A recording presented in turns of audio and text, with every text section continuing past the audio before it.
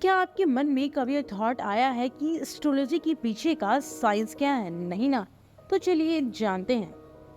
Astrology based है ये thought पे कि यूनिवर्स के सेलेस्टियल बॉडीज जैसे कि सन, मून, प्लैनेट्स, कॉन्स्टेलेशन का प्रभाव हम सब पे पड़ता है और ये काफी हद तक हमारी पर्सनैलिटी और हमारे बिहेवियर को भी इफेक्ट करता है। तो बेसिकली एस्ट्रोलॉजी ये क्लेम करता है कि अर्थ में जो भी हो रहा है उसके लिए यूनिवर्स के सेलेस्टियल बॉडीज रिस्पॉन्सिबल हैं और जो हमारा बर्थ डेट और टाइम इसमें एक बहुत ही इम्पोर्टेंट रोल प्ले करता है ये डिसाइड करने में। इसे एस्ट्रोनॉमी से कंफ्यूज नहीं करना, जो कि एक रियल साइंस है। प्लैनेट उनके प्रॉपर्टी और प्रोसेस को स्टडी करता है। तो गाइज, ऐसे बहुत सारे लोग हैं इंक्लूडिंग मेरे कुछ फ्रेंड्स जो एस्ट्रोलॉजी को भी एक तरह का साइंस मानते हैं, एक तरह का एंशिएंट साइंस जो प्रेडिक्ट कर सकता है कि अर्थ में क्या क्या होगा। वो फिर कॉम्प्लिकेटेड कैलकुलस की इस फेथ की वजह से लाइफ के बहुत सारे डिसीजन और उन्हें हॉरोस्कोप देखकर डिसाइड करते हैं। तो ये वीडियो में हम देखते हैं कि क्या एस्ट्रोलॉजी का एक रियल साइंस है या नहीं, कि प्लैनेट्स और स्टार्स का सच में हम पर इतना प्रभाव पड़ता है कि वो हमारे लाइफ को भी इन्फ्लुएंस कर सकता है। क्या साइंस के प्रिंसिपल लॉज इसे सपोर्ट करते हैं? तो चलिए आगे बढ़ते हैं। तो दोस्तों, एस्ट्रोलॉजी एक रियल साइंस नहीं है क्योंकि number 1 is not based on actual evidence, number 2 इसके कैलकुलेशंस को हम टेस्ट नहीं कर सकते, और नंबर 3 इसके most of the friction score को कभी हम झूठा साबित नहीं कर सकते। इसका रीजन ये है क्योंकि ये बहुत ही जनरल होते हैं और हम इस पर थोड़ा डिटेल एनालिसिस करते हैं। जैसे कि फंडामेंटल फोर्सेस ऑफ नेचर के बारे में बात करें तो यूनिवर्स में 4 फंडामेंटल फोर्सेस हैं। तो देखते हैं, जब एस्ट्रोलॉजी प्लैनेट के इन्फ्लुएंस की बात करता है तो उसका मतलब क्या होगा? तो वो फोर्स ऑफ ग्रेविटी ही हो सकता है, राइट। ये ग्रेविटी है जो दो ऑब्जेक्ट के बीच में एक अट्रैक्शन फोर्स करता है, लेकिन ये लॉजिक से क्योंकि सारे प्लैनेट अर्थ से बहुत दूर हैं तो उनका ग्रेविटी हमसे काफी दूर होना चाहिए। क्योंकि ग्रेविटी फोर्स जैसे डिस्टेंस बढ़ता है वैसे उसका इफेक्ट कम होने लगता है, और क्योंकि सारे प्लैनेट और स्टार हमसे काफी ज्यादा दूर हैं तो हम पर हमारे आसपास लोगों की और चीजों की ग्रेविटी का इन्फ्लुएंस कहीं ज्यादा होगा, ना कि प्लैनेट और स्टार्स जैसा। अगर ये प्लैनेट का ग्रेविटी हम पे थोड़ा सा भी इफेक्ट पड़ता है तो क्या हमारे थिंकिंग और बिहेवियर को एक्स्ट्रा कर सकता है? क्या हमारा फ्यूचर डिसाइड कर सकता है?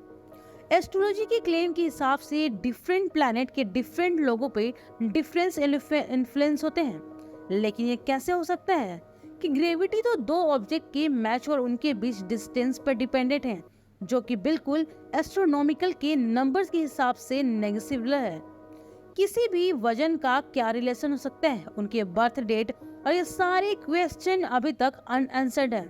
और जैसे साइंस में अपडेट होते रहते हैं, जैसे साइंस रैशनल और लॉजिकल तरीके से एक्सप्लेन करता है, वैसे अपडेट एस्ट्रोलॉजी में कभी देखने नहीं मिलते। और क्योंकि प्लैनेट और stars consistently in state of motion और अपनी पोजीशंस बदलते रहते हैं, तो इस हिसाब से एस्ट्रोलॉजी में और भी अपडेट होने चाहिए as compared to science. Astrology ज्यादा माना जाता था इन ओल्डन सेंचुरी, जब हम उन्हीं प्लैनेट के बारे में जानते थे और हम देख सकते थे कि फ्रॉम अर्थ, जो कि सार्टेन तक टेलीस्कोप के इन्वेंशन के बाद हम जानने लगे और भी प्लैनेट्स के बारे में। सोलर सिस्टम में तो क्या एस्ट्रोलॉजी इस चीज को नहीं जानता था कि सार्टेन के आगे भी प्लैनेट्स हैं। ये तो सिर्फ सोलर सिस्टम है, हमारी गैलेक्सी में भी billions of stars and planets हैं, तो उन सब का भी इन्फ्लुएंस पड़ना चाहिए। हम क्यों सिर्फ सिलेक्टेड प्लैनेट के बारे में जानते थे? ये सारे सवालों के जवाब अभी तक एस्ट्रोलॉजी के पास नहीं है। फिर भी लोग इतना क्यों विश्वास करते हैं इस पर? बहुत से लोग हैं जो पक्के दिल से मानते हैं कि ये वर्क करता है और उनकी लाइफ में एक एक चीज को बहुत एक्यूरेसी से बताता है। तो ये जानने के लिए वॉटरम फॉल, एक अमेरिकन साइकोलॉजिस्ट जिसने एक टेस्ट कंडक्ट किया इन 1948, इस टेस्ट में बेसिकली उन्होंने पार्टिसिपेंट्स को एक फॉर्म में अपना बर्थ डेट और प्लेस लिखने के लिए कहा। फिर फॉर्म्स को उन्होंने सबसे कलेक्ट किया और कहा कि उनकी पर्सनैलिटी एक डिस्क्रिप्शन प्रेजेंट करेंगे बेस्ड ऑन द डिटेल्स, लेकिन उन्होंने ये फॉर्म्स बिना देखे साइड कर दिया और अपने सारे पार्टिसिपेंट्स को एक फीडबैक फॉर्म दिया जिसमें उन्होंने उनकी पर्सनैलिटी के बारे में लिखा था। लोगों ने उनके डिस्क्रिप्शन को हाईली एक्यूरेट किया। एवरेज रेटिंग था 4.26 आउट ऑफ 5 और उन्होंने वो पेपर पार्टिसिपेंट्स को एक दूसरे के साथ चेंज करने को कहा। अपने अपने फॉर्म बदलते ही सारे पार्टिसिपेंट्स शॉक्ड हो गए क्योंकि सबके बारे में एक ही चीज लिखी हुई थी। उन्होंने बताया कि वो डिस्क्रिप्शन उन्होंने एक न्यूज़पेपर के एस्ट्रोलॉजी कॉलम से निकाला था। तो ये साइकोलॉजिकल बिहेवियर जिसमें ह्यूमंस खुद के कॉन्टेक्स्ट में बताए हुए बात को हाई रेट करते हैं। तो कहते हैं कि इस एक्सपेरिमेंट के बाद हजारों ऐसे एक्सपेरिमेंट किए गए और रिजल्ट हमेशा सेम आते थे।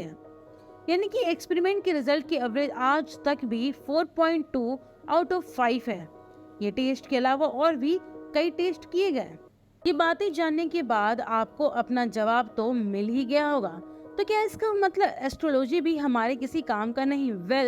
अब आप ही सोचिए कि आपको हर न्यूज़पेपर की एंटरटेनमेंट कॉलम में क्यों मिलता है, अलॉन्ग विद क्रॉसवर्ड्स और कॉमिक स्ट्रिप्स में क्यों मिलते हैं। एस्ट्रोलॉजी के बारे में आपकी क्या थॉट है, कमेंट्स में जरूर बताएं और वीडियो को लाइक शेयर कमेंट्स और सब्सक्राइब करना ना भूलें।